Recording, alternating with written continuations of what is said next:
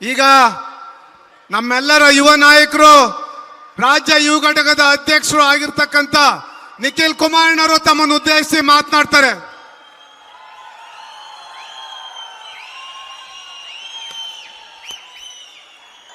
ಜಾತ್ಯತೀತ ಜನತಾದಳ ಪಕ್ಷದ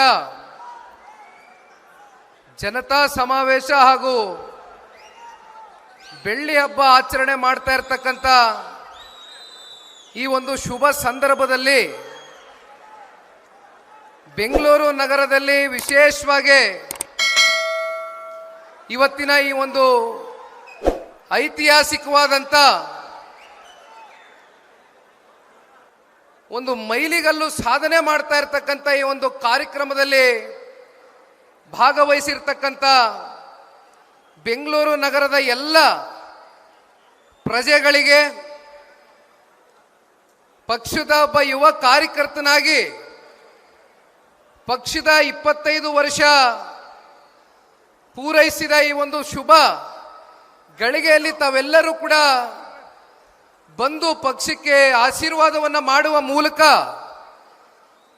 ಜನತಾದಳ ಪಕ್ಷದಲ್ಲಿ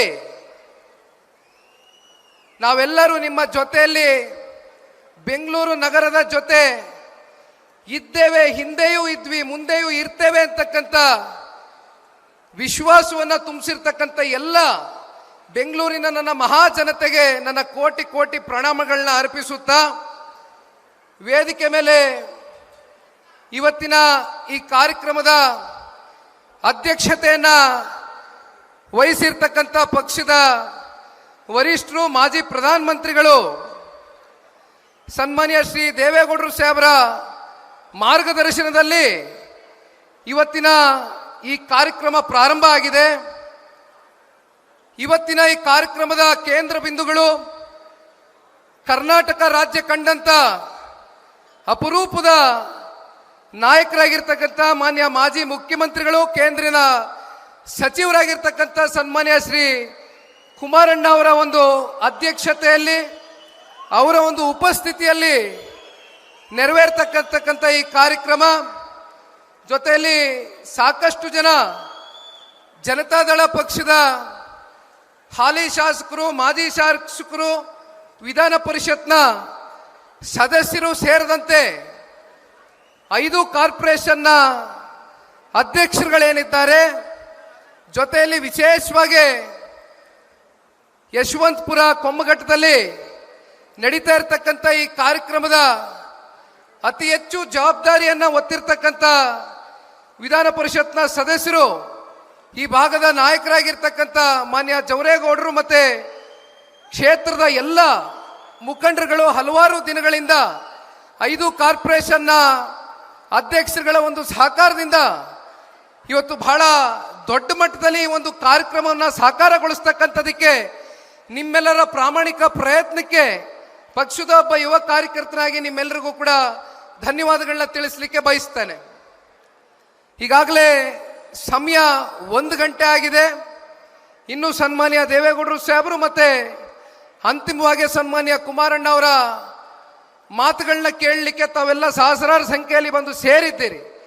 ಅದಕ್ಕಿಂತ ಮುಂಚಿತವಾಗಿ ಕೆಲವೊಂದಷ್ಟು ಬೆಂಗಳೂರು ನಗರದಲ್ಲಿ ಇರ್ತಕ್ಕಂಥ ಸಮಸ್ಯೆಗಳ ಬಗ್ಗೆ ಪ್ರಸ್ತಾವನೆಯನ್ನು ಇಡ್ಲಿಕ್ಕಿಂತ ಮುಂಚಿತವಾಗಿ ಬೆಂಗಳೂರು ನಗರವನ್ನ ನಿರ್ಮಾಣ ಮಾಡಿರ್ತಕ್ಕಂಥ ಅವತ್ತಿನ ಕಾಲಘಟ್ಟದಲ್ಲಿ ಒಂದು ದೂರದೃಷ್ಟಿಯನ್ನ ಇಟ್ಟು ಬೆಂಗಳೂರು ನಗರ ಇಡೀ ವಿಶ್ವದಲ್ಲೇ ಒಂದು ಪ್ರಸಿದ್ಧಿಯನ್ನ ಪಡ್ಕೊಳ್ತಕ್ಕಂಥ ಒಂದು ನಗರವಾಗಿ ಹೊರಹೊಮ್ಮಬೇಕು ಅಂತಕ್ಕಂಥ ಕಲ್ಪನೆಯಿಂದ ನಾಡಪ್ರಭು ಕೆಂಪೇಗೌಡರು ಕಟ್ಟದಂತ ಈ ಒಂದು ಬೆಂಗಳೂರು ನಗರ ಬಹುಶಃ ಅವರ ಒಂದು ಬ್ಲೂ ಪ್ರಿಂಟ್ನ ಏನು ಅಂದಿನಿಂದ ತಯಾರಿಯನ್ನ ಮಾಡಿದ್ರು, ಇವತ್ತು ಬೆಂಗಳೂರಿಗೆ ಸಿಲಿಕಾನ್ ಸಿಟಿ ಅಂತಕ್ಕಂಥದ್ದು ಒಂದು ಗ್ಲೋಬಲ್ ರೆಕಗ್ನಿಷನ್ ಏನಾದರೂ ಸಿಕ್ಕಿದೆ ಅಂತಕ್ಕಂಥದ್ದಾದ್ರೆ ಅದಕ್ಕೆ ಮೊದಲು ಮೂಲ ಪುರುಷ ಆ ಪುಣ್ಯಾತ್ಮ ನಾಡಪ್ರಭು ಕೆಂಪೇಗೌಡರನ್ನ ನಾವು ಈ ಸಂದರ್ಭದಲ್ಲಿ ಮೊದಲು ಈ ವೇದಿಕೆ ಮೂಲಕ ಸ್ಮರಿಸಿಕೊಳ್ಳಬೇಕಾಗ್ತದೆ. ಸಾಕಷ್ಟು ಜನ ಪಕ್ಷಾತೀತವಾಗಿ ಬೆಂಗಳೂರು ನಗರದ ಅಭಿವೃದ್ಧಿಗೆ ಒಂದೊಂದೇ ಇಟ್ಟಿಗೆಯನ್ನ ಇಡ್ತಾ, ಒಂದೊಂದೇ ಹೆಜ್ಜೆಯನ್ನ ಇಡ್ತಾ ಅಭಿವೃದ್ಧಿಗೆ ಸಾಕಷ್ಟು ಜನ ಸಹಕಾರವನ್ನ ಕೊಟ್ಟಿರ್ತಕ್ಕಂಥದ್ದು ಬೆಂಗಳೂರು ನಗರದ ಒಂದು ಇತಿಹಾಸ. ಆದರೆ ಇವತ್ತು ಬೆಂಗಳೂರು ನಗರವನ್ನ ಮತ್ತಷ್ಟು ಅಭಿವೃದ್ಧಿಯ ಒಂದು ದಿಕ್ಕಿಗೆ ಕೊಂಡೊಯ್ತಕ್ಕಂಥದಕ್ಕೆ ಮಾಜಿ ಪ್ರಧಾನ ಮಂತ್ರಿಗಳು ಸನ್ಮಾನ್ಯ ಶ್ರೀ ದೇವೇಗೌಡರು ಸಾಹೇಬರು ಇವತ್ತು ಈ ಒಂದು ಕಾರ್ಯಕ್ರಮದಲ್ಲಿ ಏನು ಕೂತಿದ್ದಾರೆ, ಬಹುಶಃ ಅವರು ತಗೊಂಡಂತ ಕೆಲವೊಂದಷ್ಟು ಐತಿಹಾಸಿಕವಾದಂತ ತೀರ್ಮಾನಗಳು, ನಿರ್ಣಯಗಳು ಇವತ್ತಿಗೂ ಕೂಡ ಜನಗಳ ಹೃದಯದಲ್ಲಿ ಶಾಶ್ವತವಾಗಿ ಉಳಿದಿದೆ ಅಂತಕ್ಕಂಥದ್ದನ್ನ ನಾನು ಭಾವಿಸಿದ್ದೇನೆ.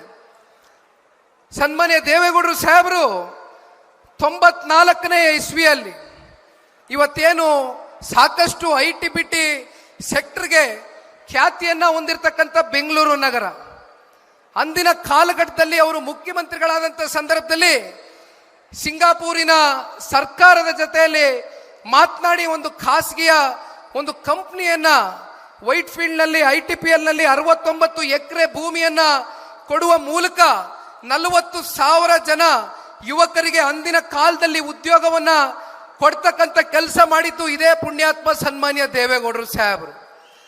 ಅಲ್ಲಿಂದ ನಿಮಗೆ ಇತಿಹಾಸ ಗೊತ್ತಿದೆ.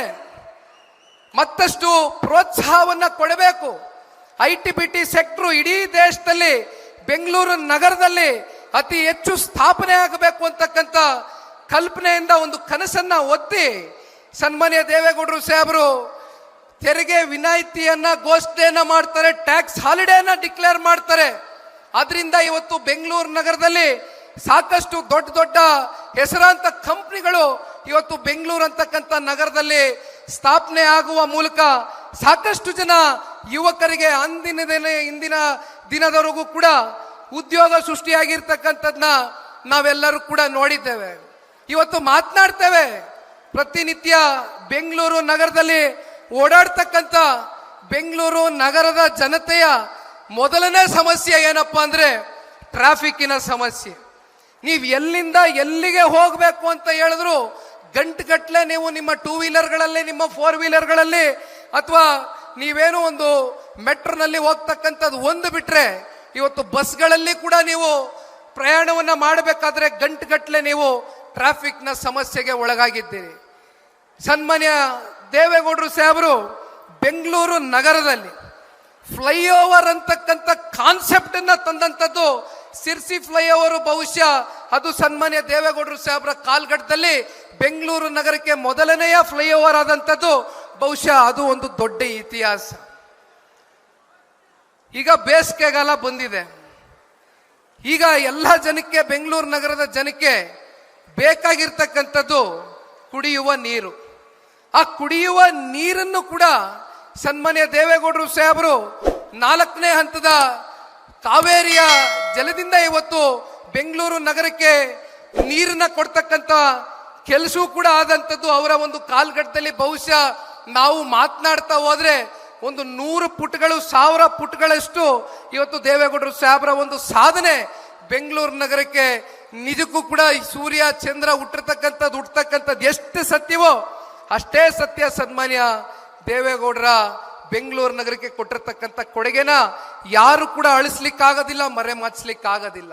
ಲೇಟೆಸ್ಟ್ ಹಾಗೂ ಇಂಟ್ರೆಸ್ಟಿಂಗ್ ಸುದ್ದಿಗಳಿಗಾಗಿ ಬಾಸ್ ಟಿವಿ ಕನ್ನಡ ಚಾನೆಲ್ನ ಸಬ್ಸ್ಕ್ರೈಬ್ ಮಾಡಿ. ಹಾಗೆಯೇ ಬೆಲ್ ಐಕಾನ್ ಪ್ರೆಸ್ ಮಾಡಿ. ಇದರ ಜೊತೆಗೆ ಫೇಸ್ಬುಕ್, ಇನ್ಸ್ಟಾಗ್ರಾಮ್, ಎಕ್ಸ್ ನಲ್ಲೂ ಮಿಸ್ ಮಾಡದೆ ಫಾಲೋ ಮಾಡಿ.